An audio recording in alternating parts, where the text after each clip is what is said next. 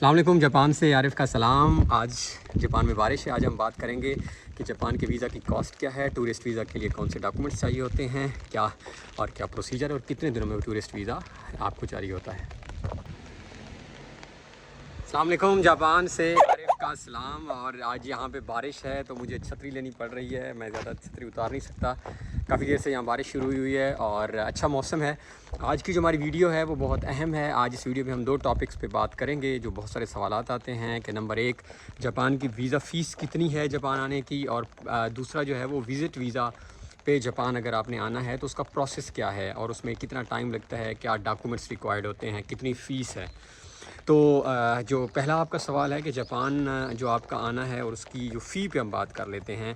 तो जापान की जो टूरिस्ट वीज़ा है पाकिस्तान के लिए या अदर काइंड ऑफ वीज़ाज़ हैं जिसमें स्टूडेंट वीज़ा होता है, जिसमें मैं भी आया था, उसमें जापान की कोई कॉस्ट नहीं होती। यानी ये मेरे ख़्याल में दुनिया के चंद ममालिक में से जापान एक मुल्क है जिसके अंदर जो है वो बहुत रेयर यानी कंट्रीज़ होते हैं जो आपको अदरवाइज़ आपको काफ़ी सारे डॉलर्स देने पड़ते हैं। इसमें एज सच कोई फ़ीस इन्वॉल्व नहीं है।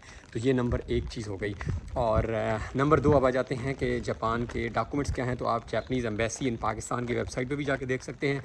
या आजकल क्योंकि जापान ने VFS ग्लोबल वालों को ये दी हुई है सर्विसेज, वो आजकल वीज़ा हैंडल करते हैं। आपको पता होगा ये कि अप्रैल से अब जापानीज़ एम्बेसी डायरेक्ट आप नहीं सबमिट करा सकते, तो आप उनकी वेबसाइट पे भी जाके चेक कर सकते हैं। तो वहाँ भी रिक्वायरमेंट्स पूरी हैं, लिखी हुई हैं। मैं आपको क्विक बता देता हूँ।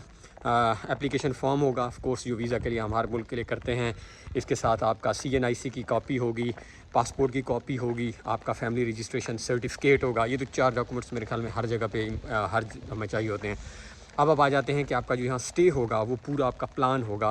यानी आप स्केजुअल जिसको हम कहते हैं कि आप फॉर एग्जांपल आपकी होटल बुकिंग, आपकी टिकट बुकिंग जो एयरलाइंस की आपने कराई हुई होगी।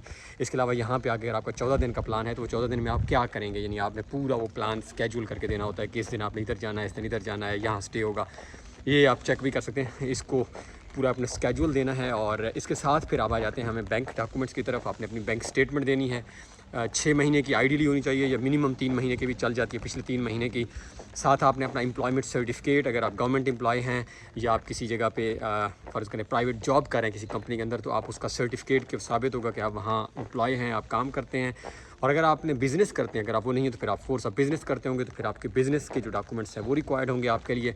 और फिर आपको NOC रिक्वायर्ड होगा अगर आप गवर्नमेंट सर्वेंट हैं या आप इस ऑर्गेनाइजेशन में जॉब करते हैं, तो वो सर्टिफिकेट देगी कि ये ट्रैवल करें तो हमें इससे रिलेटेड यानी किसी किस्म का कोई मसला नहीं है। तो ये मिनिमम डॉक्यूमेंट्स हैं। मेरे ख्याल में मैंने कोई डॉक्यूमेंट स्किप नहीं किया।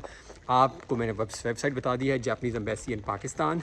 आप लिखें विजिटर वीज़ा रिक्वायरमेंट्स, वहाँ पे भी आपको डॉक्यूमेंट्स नज़र आ जाएंगे। या VFS ग्लोबल की वेबसाइट पे भी जाएं। अब फाइनली आ जाते हैं प्रोसेसिंग टाइम कितना है। तो ये जापान बड़ा क्विक प्रोसेस करता है। मेरे ख्याल में विद इन अ वीक अगर आपके डॉक्यूमेंट्स ठीक हों, इन ऑर्डर हों, तो 1 हफ़्ते के अंदर ये आपके डॉक्यूमेंटेशन जो है आपका वीज़ा इशू हो जाता है। और लास्ट आ जाते हैं कि ड्यूरेशन कितनी होती है। तो जो आपका विजिटर वीज़ा होता है या साइट सीइंग या टूरिस्ट वीज़ा जिसको हम कहते हैं, ये 90 डेज़ का होता है।